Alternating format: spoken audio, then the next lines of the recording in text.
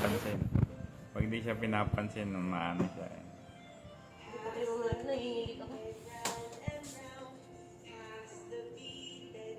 Yung ganyan niya pa lang, oh, yung sakit na.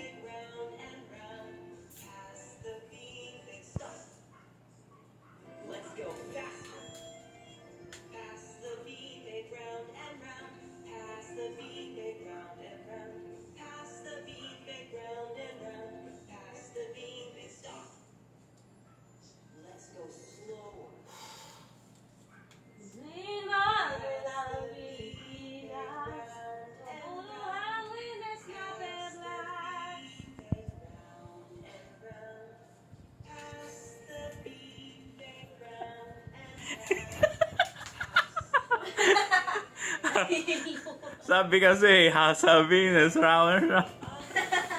Ikot siya ng ikot. Nahilo tuloy. Ayan o. Ay, may ano yung ulo ah.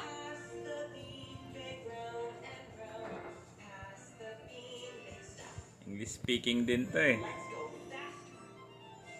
Nakakaintindi siya sa Tagalog. Round and round daw.